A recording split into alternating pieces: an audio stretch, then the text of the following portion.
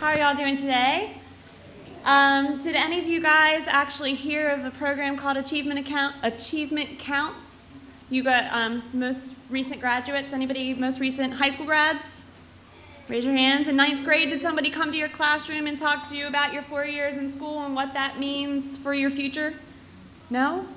Well, a volunteer is put in every 9th grade class now in the state of Maryland, and Business Roundtable for Education and Achievement Counts does that. So I help do that and speak to those kids, and I actually have a handout that we actually use for that course that I'm going to give to you guys, and even some just other tools and tips that I use there actually applies more to you guys than it does for them.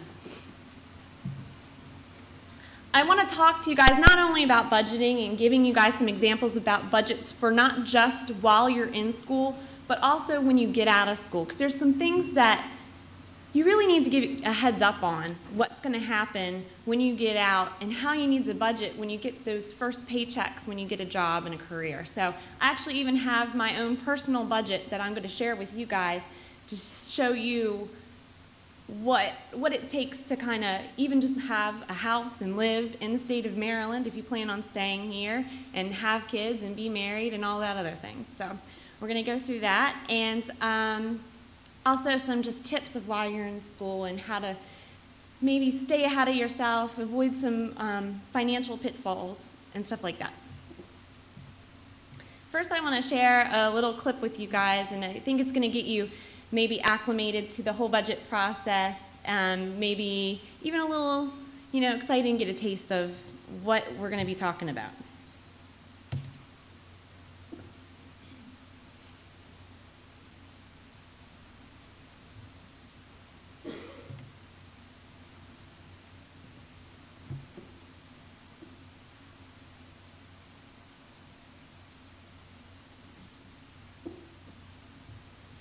Suppose you graduate from high school. Let's say you just slide by.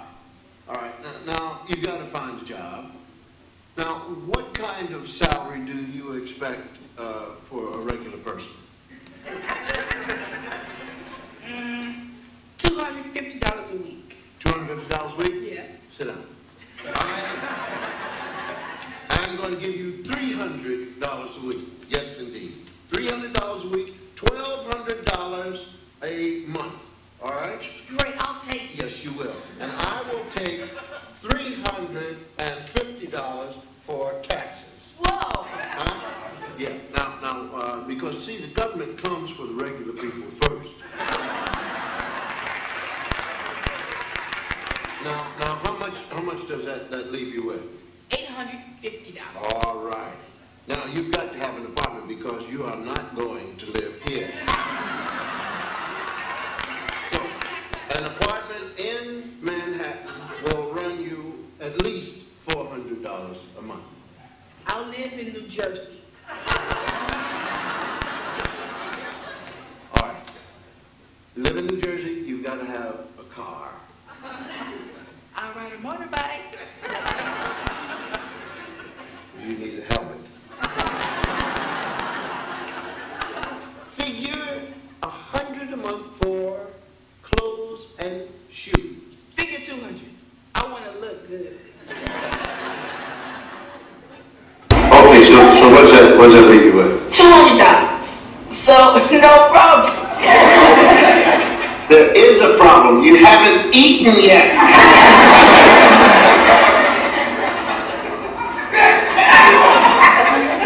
Get by on bologna and cereal.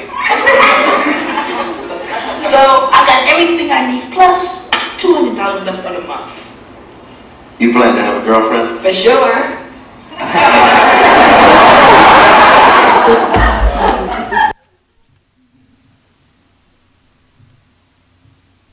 So that's just kind of a little bit of a taste of really what happens. What do we get at? We're not maybe thinking about everything that we need to pay for or everything that it costs to live. So taking off on the keynote speaker's speech this morning, or I even want to say, gosh, enthusiastic leadership this morning, think big, dream big now, but financially, how do we do that? And how do we make it actually happen for us. He talked about, using and being yourself. Well, it's not just being yourself, but the heart inside of you and the ethics that have been instilled in you need to sit on your shoulder, like, in the cartoon characters when you have the little devil and you have the little angel. We got to make sure we listen maybe to that little angel a little bit more when they're saying, no, no, no, go to Target, don't go to the Limited, no, no, no, go to the gym at the college, don't go to the health club. So it's things like that we need to start paying attention and perking up and thinking about so that we can really make our futures as big as we want them to be. So a little bit of needs versus wants kind of criteria for the college student. And like I mentioned before, clothing. I'm not in college anymore, I have a career, but you know what? Those jeans at Target, they're still pretty darn good. So I'll wear those instead of having to pay $100, $200 for, a boutique pair of jeans. Think about that sort of thing. Do you need a car on campus? Can you really get by without having the car? Gas prices these days, a college student budget, I just don't even imagine how it can really work that much if you're driving around. So I went to Salisbury. Of course, all of our friends wanted to drive down to the beach. It's a 30-minute drive. But nowadays, that costs the gas to get to and from the beach. Going out to eat, college, thinking about bar hopping, and you want to be cool and maybe impress your friends, put down your credit card and pay for everybody's drinks. Well, as you're drinking at the end of the night, that could be a $100, $200 tab quickly. Pedicures, manicures, maybe start doing that kind of thing on your own. Just like I said, the health club, most schools have their own, gyms and have the ability to have free access to the swimming pool and stuff like that. The less wants that you have equal greater savings for yourself and for your future. Not saying that if you do something really well, you nail a test, you get a great job, do a great job in a class, maybe reward yourself with a little something, but make sure you also kind of have that in mind and give yourself an allowance for that sort of thing. When you're looking to buy books, buy used, and sell them back at the end of the year. I'm sure you guys have already heard all of this, but it really works. School supplies, the dollar store has stuff. Walmart has a lot of stuff at great prices. Be mindful that the bookstore on campus can be pretty expensive. And it might not be in your budget to get that stuff that's got your school emblem on it or whatever. It's not really necessary. And you have to watch it because sometimes they'll even let you slide your student ID card in there and you can get what you want. You're not thinking that you might be billed for that later. Groceries, are you going to go out and get groceries or are you going to be on a meal plan? You really have to gauge what you think is going to be cheaper for you based on what you use and utilize each semester. I also want to bring up student loan interest, and I know the previous speaker just spoke about that. You really do want to pay your student loan interest monthly while you're in school if you can. That interest just keeps building more interest upon it until you get out if you don't pay it. Usually it's around $50 a month or something like that. Build it into your budget, see what you can afford to pay some of it because it can build up and make you pay more on it later. You also want to start thinking about residence. I know my first year at Salisbury, I lived on campus, and then I decided it wasn't cool anymore to live on campus, and I went off campus, and then I realized I had to pay gas and electric and cable and groceries, and the expense was so much greater. So really take a look at that if you're trying to decide, is that really going to be the best decision for you, and will it work and fit into your lifestyle? Loans. Do you have car loans? Do you have credit card debt, stuff like that? You want to look at that and see how you can maybe minimize that as you can. As you get credit cards, those credit card vendors, they're going to be sitting on campus just waiting to pounce on you guys. I mean, they sit there with their tables, and they're going to be all around the dining hall and all that stuff, and they prey on college students and older people because they know that you guys most likely do not understand the interest rates and the fees that get tacked along with it. And I mean, just honestly walk by and look at them like you guys are just trying to outright get me. However, somebody in the last session brought up a really good point that yes, you do need to build credit, but that doesn't mean you need to build credit debt. When you build credit, you want to take a look at the options you have, look at your lowest interest rate cards, because if there is an emergency and you do need to use the credit card and you can't pay it the next month, you at least have the peace of mind to know that you're using the least amount of debt that you can in the lowest interest rate.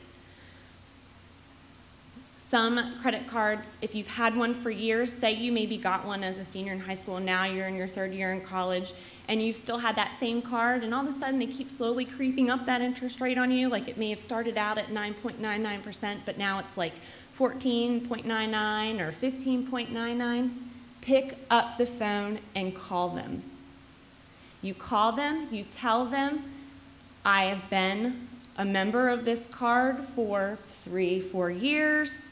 I would like to ask if I can get a reduction in my interest rate. It doesn't hurt to ask.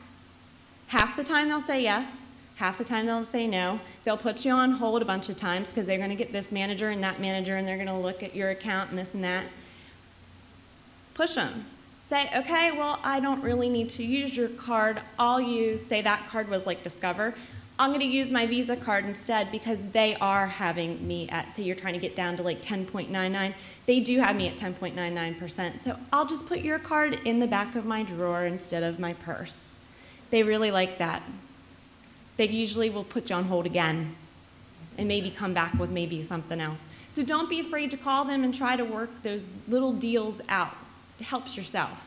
Especially right now, if you already do have debt, or, you know, that little devil on your shoulder has been saying, come on, let's go, you know, go out to eat at this fancy place, or let's go get these clothes, let's do this, let's do that, let's go, you know, show our friends a good time, go to the golf course or something.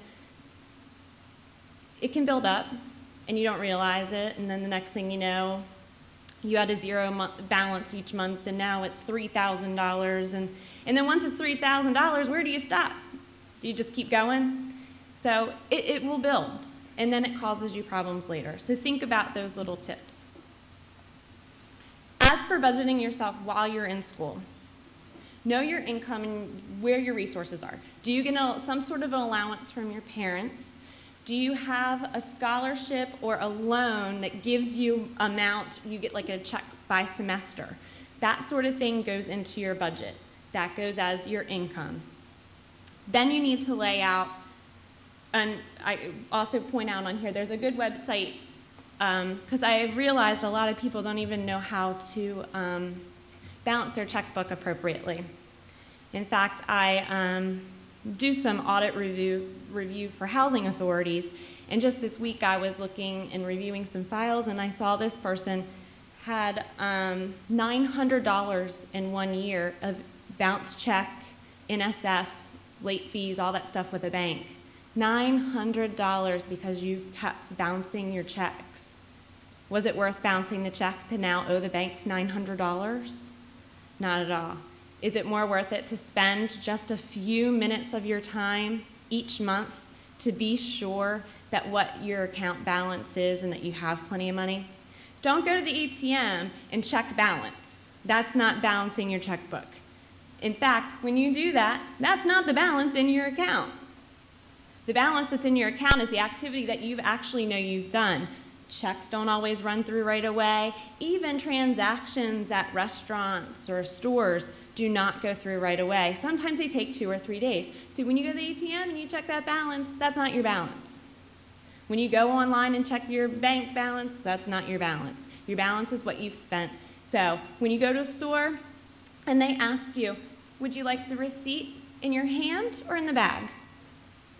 Your response should be in your hands. Put it in your wallet. Treat it like a dollar bill. Get home and put it in your checkbook. Because you can forget those things. They go in the bag. You take what you want out of the bag. You crumble up the bag. You throw it in the trash. And then you forgot that $50 that really came out of your account. Then you go to the ATM later that day. That $50 is still showing up there. and you kind of lost yourself in where you've been spending and what you've done. So there is a free, I use Quicken at home, however, it is a paid-for software. It's really great because it helps you budget and stuff too. They do have a free version of Quicken. It's online, and the website is here. This slide will be, like they said, on CSB's website, so you can also get it at that point, but it's at quicken.intuit.com, but they have a personal free software that you can do checkbook balancing online and use it as a tool. And then I also have another website here, mappingyourfuture.org, money/checkbook.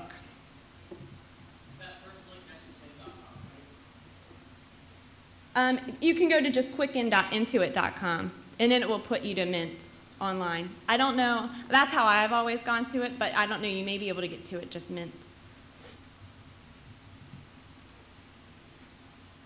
Calculator tool. There, I just found this, and the MACPA pointed me in the direction of this. It's great. This website is put on by the AICPA, the American Institute of Certified Public Accountants, and they have really put together some awesome tools for college students and also for parents of teens and future college students for getting prepared for financial literacy.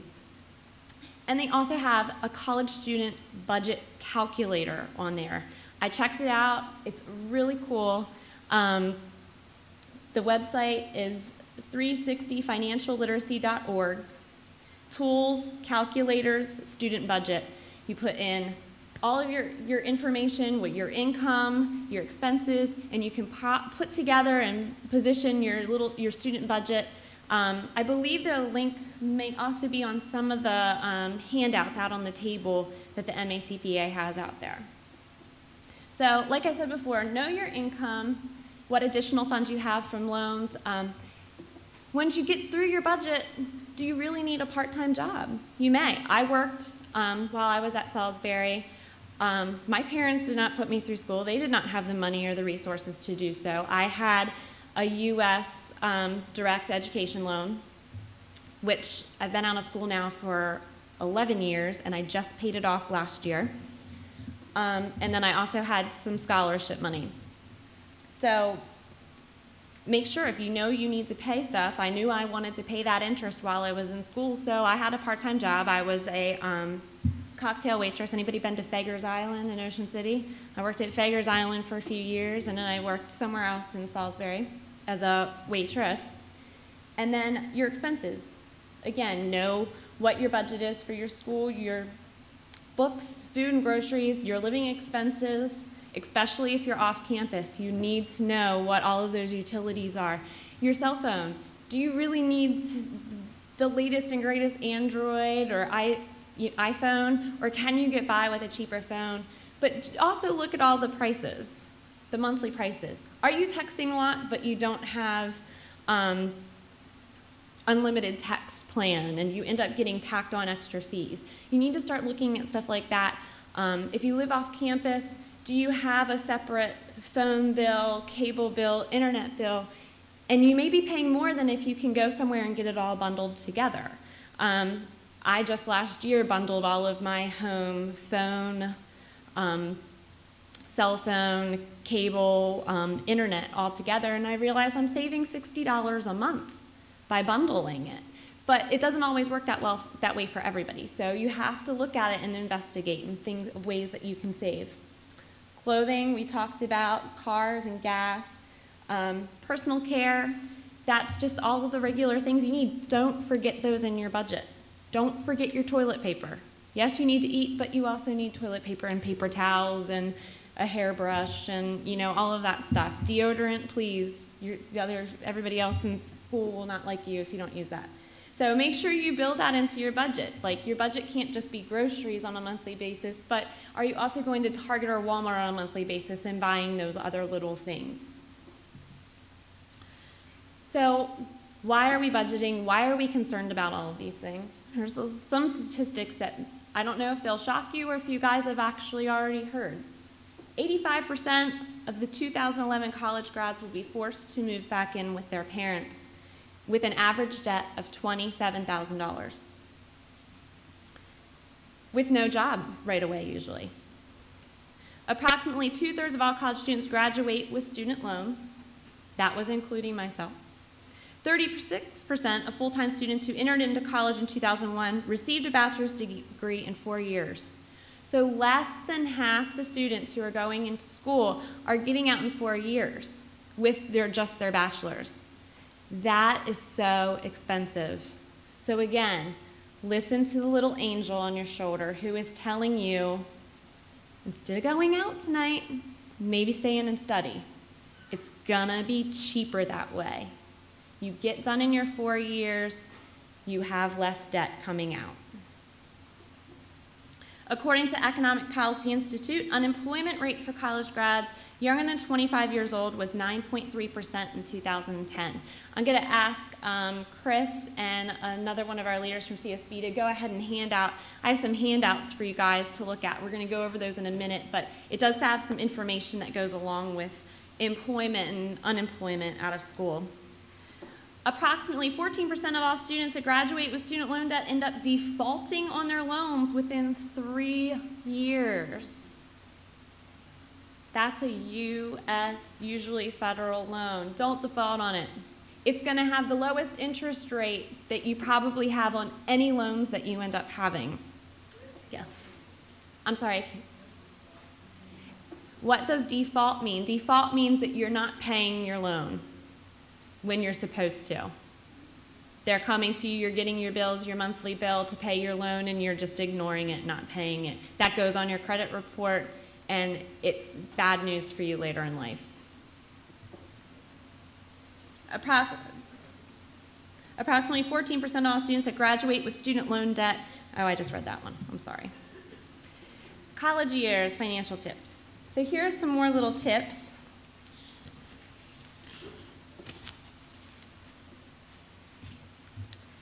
Pay the interest on your student loan monthly. We talked about that. If you need a credit card, just use the one. Yes, you can build your credit. You can have more than one. Stick them away in a file somewhere. I actually do that still. I keep one in my wallet, the one with the very lowest interest rate, which I haggled to get. The rest go in a file cabinet. I don't use them, I don't touch them. Sometimes they get closed because of inactivity. Oh well. I know my debt's all in one place. It's not scattered around and I can keep track of it. Be aware of teaser rates and offers. They're going to come to you and say, oh, 0% or 1.9%. Look at the fine print. After 3 months, after 6 months, 9 months, it might go up to 20%. Don't exceed your credit limit. That goes onto your credit report, and it can kill you later. Review statements carefully and monthly. This is very important. I know a lot of people don't get the paper statement in the mail anymore, so you might not be as quick and often to look at your statement online. Please do it. I am very, very tight with my credit cards and everything. I had a Discover card. It's closed now. The card was in my wallet. I received a call in 2009 from Discover saying that someone was calling them trying to pretend they were me on the phone to get a cash advance off of my credit card. They did not have the right personal information, so the credit card companies didn't allow them to do it.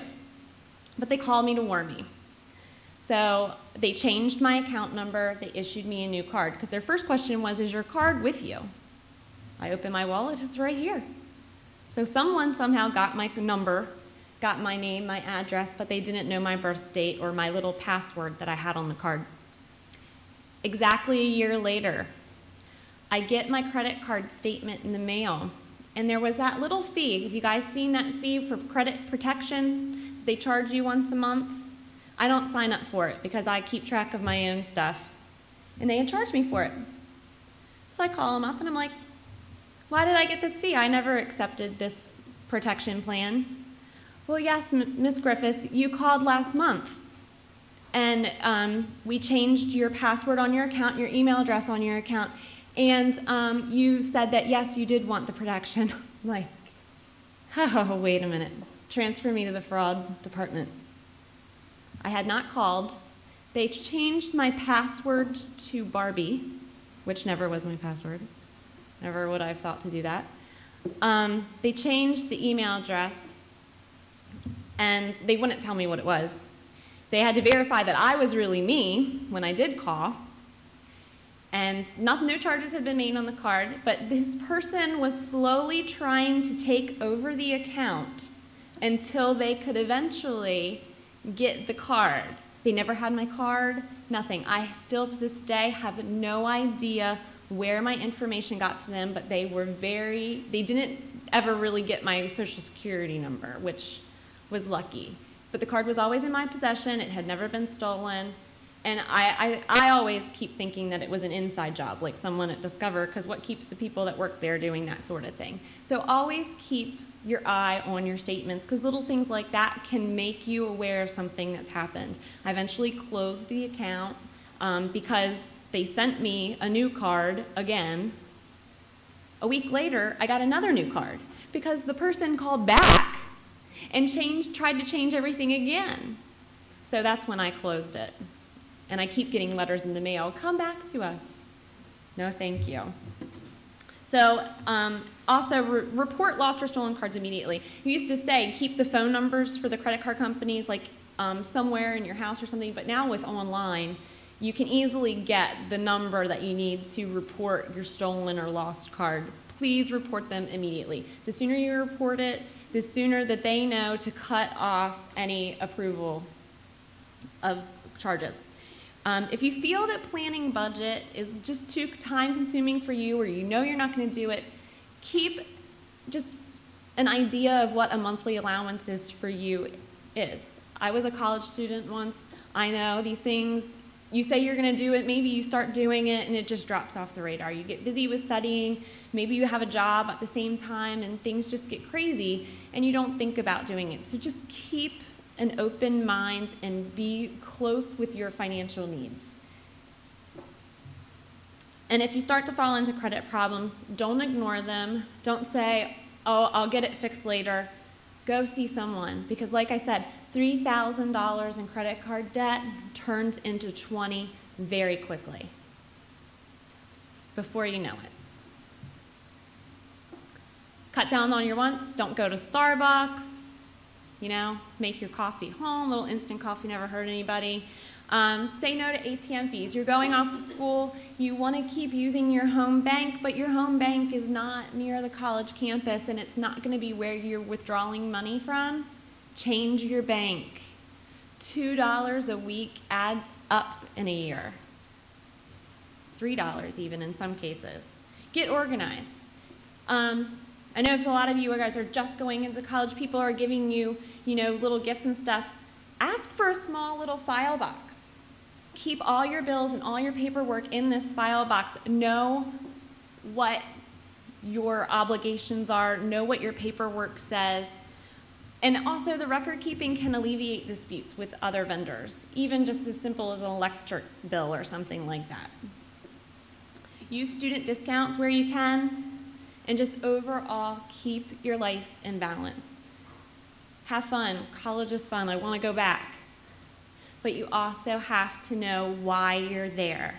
It's almost like, how many of you guys have heard of the game, I used to play it when I was younger, MASH? Anybody raise their hands? Anybody play MASH?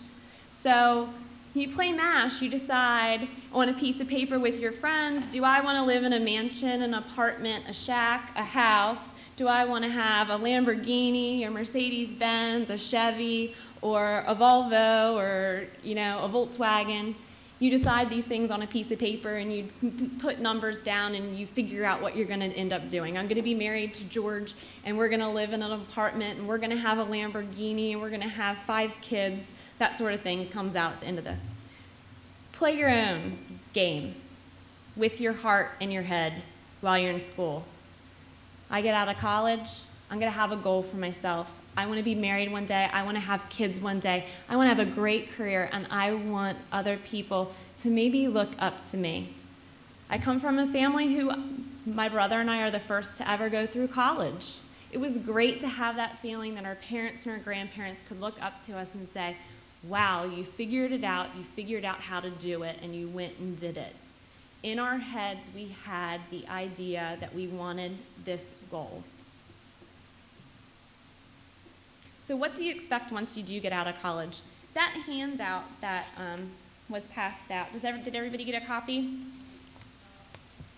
Raise your hand if you didn't get a copy, and they still have some more in the back. This handout gives you an idea of what a pay stub looks like and what a small budget looks like. And this is pretty good example for maybe right out of college, first job.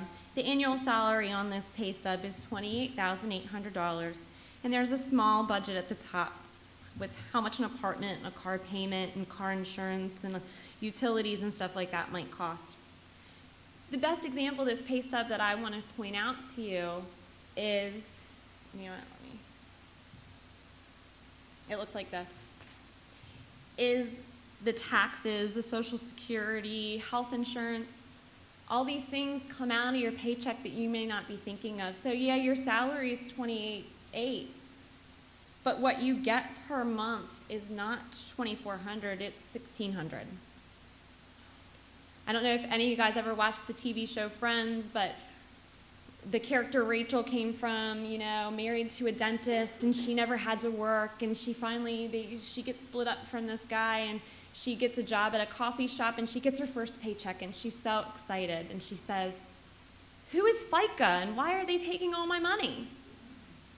Well, you have to understand that's what's going to happen, that you've got your federal and your state taxes, and then you also are going to start having to pay health insurance out of your paycheck as well. These are all actually great things. You're independent, you're paying your obligations, and at the same time, you're getting a good sense of self. You're no longer on your parents' health insurance. You've got to have to start paying for that sort of thing yourself. Another thing that's not on the sheet that you will have to start thinking about when you get out of school and you're starting to get a paycheck is your 401k. There's always debate whether Social Security is still going to be here or not when we get out of school, when we get older. 401k is one of the greatest tools that you can have. These things are pre-tax, meaning it comes out of your paycheck before your tax gets hit from your paycheck. So say this check is $2,400. Before they calculate tax on the $2,400, they take out your health insurance, dental insurance if you have it, and your 401k, and then they calculate tax. That's what pre-tax means. So anything pre-tax that you can get out of your pay stub is great because you're not being taxed on it. So when you sign up for 401k and you want to start that out of school, it's a great thing to do. It gets you rolling for even greater future. Because who wants to work when they're 80? Because by the time we get up there, it's probably going to move retirement age from 60 to 80. I wouldn't be surprised. So think about these things. They're very important. And there's also some other real life, and this copy of this budget is not only get it through the Maryland Department of License and Labor and Licensing, because the website for that is actually at the very bottom of the chart, but also a website called BeWhatIWantToBe.com. At the bottom of this page is also a great example of different occupations in the state of Maryland, what type of education you need to get into that occupation, what the average salary is for that occupation, and how many openings there may be in the year 2016. This is a great tool. Because as you're sitting here thinking about maybe what major to, really pursue, you can think about what's really going to be open. Because as I look down this list, there's a real need for nurses, registered nurses. You get your RN, looks like you could probably be employed right out of college because there's going to be a need. Actually, there's a high need right now. I have quite a number of friends who are nurses. There's also going to be a huge need for school teachers. So keep an eye on this. See it's a good tool to use to think about your occupation and what your salary might be. And kind of to wrap things up, just a little bit about myself. I was in your all's position. I didn't, I didn't have parents that were paying for my college education. We couldn't afford it. I went out and I got scholarships. I got a U.S. direct loan. Like I said, I just paid that off last year. I chose to pay it in 10 years. It was a great choice for me because I knew my salary as an accountant would grow as long as I kept pushing and urging my career to grow, and I would be able to pay it off in 10 years. That's also a plus because then I'm paying less interest. So a $16,000 loan will end up being $20,000 at the end of the day with interest rather than $25,000 at the end of the day with interest. So keep your eye on that sort of thing as well. Have loans, say you also have a car loan. When you get out of school and you have a little bit of extra cash and you say, you know what, I want to get rid of some of this debt. Maybe I'll pay down my student loan first. Stop right there. Which loan has the cheapest interest rate? I let my student loan go until it was done because the interest rate was so low I couldn't get that money loaned to me at any cheaper interest rate, where my car loans were a little bit more expensive. So any extra money I may have had, I put it towards the car loan instead. When you do that, if you do have extra money you want to put towards a loan and pay down debt, when you do it, call and say, I want to put this money towards principal. Because if you just send them a check with the extra money, they're going to put it towards interest first. You make your regular payment, you send them extra money, say, apply this to the principal, please. Because then you're going to less interest accruing on the principal. It's just a little tip. So I was in your seat before. I didn't always have a very good conscience of, keeping myself contained. I lived at the beach. I got a bunch of money waiting tables and I went out and bought a surfboard. Did I need a surfboard? No. Was that kind of silly of me? Absolutely. I look back on it now and I have this surfboard sitting in my house that never gets used and just collects dust, and it's really silly. But I was there and I did it and I went and I had fun. But just try to remember, listen to that voice inside your head that says, later in life, maybe I want to have the house and the family and the kids and a great career that I can, pass down life to my next generation. So, again, just be yourself, but keep that level of ethics and entertain yourself with what you want to do after college and where you want to be and how you perceive yourself. And all of these other things will fall into place because you'll start asking yourself as you go out and you do things, do I need that? Do I want that? Will that help me to this end goal that I have? And that's it.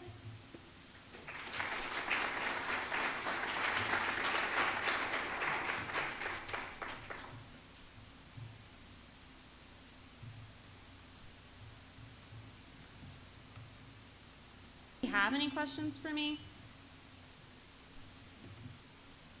Yes, in the red.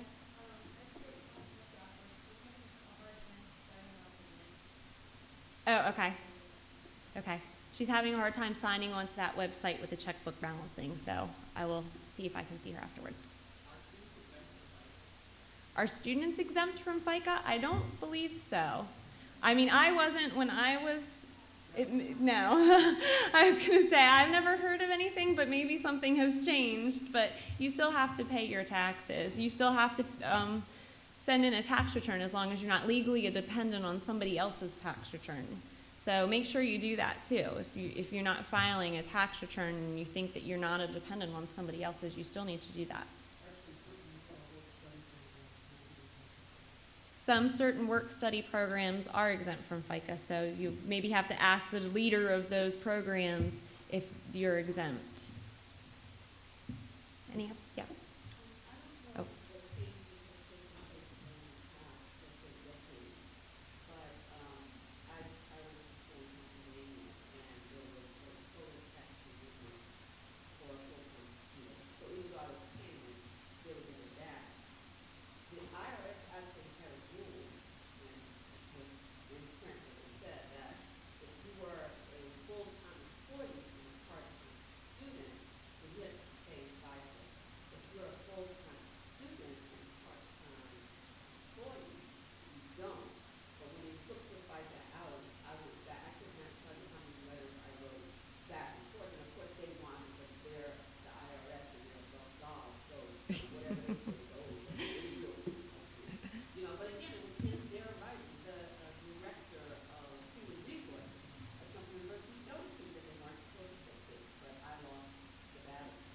Okay.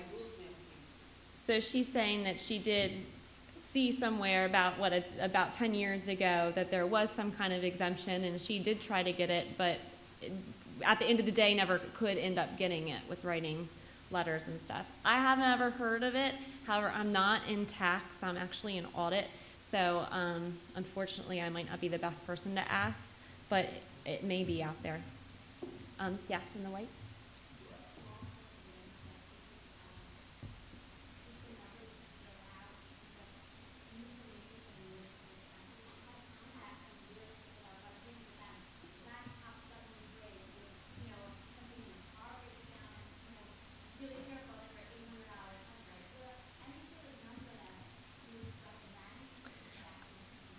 They say in a regular household, now this wouldn't apply to a student, but in a regular household, you should keep 3 months' salary saved for emergencies. Now that would also include a mortgage, so none of that would really apply to a student.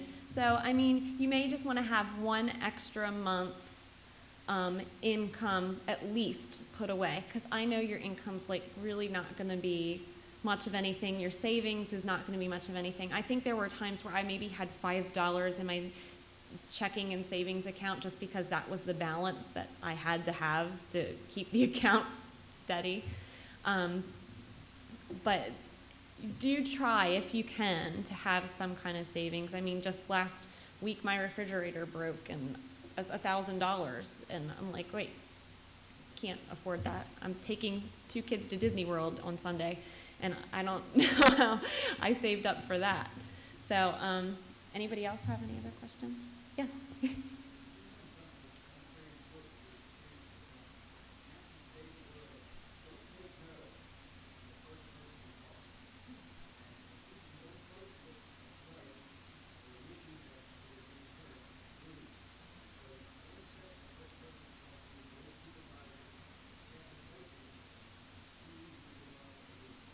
Yes, as he says, don't take no. Just like my example of calling a credit card company and getting your interest rate reduced, push them. Don't say no. Say, okay, I'll go to somebody else. They may call you back. They may, put you on hold and then figure out what you want. But don't take no. I mean, I just was helping somebody 2 days ago who her now husband in college took out a loan. The interest rate was 25%. That, out of $100, that's $25 of every $100. They now are looking to buy a house, and that loan is out there because they just can't get it paid down because the interest rate is so high. And now it's affecting them years later. It should have been paid off, it was 5 to 6 years ago, but now it's affecting them in getting their home because they can't get this debt paid off, and it's such a high interest rate that the bank, the mortgage lender, is looking at them like, you've got to have this paid off. But that $11,000 loan turned into a $20,000 loan within just a couple years, very quickly. Anybody else? Okay. Well, thank you guys for your time, and you can definitely see me afterwards if you have any questions.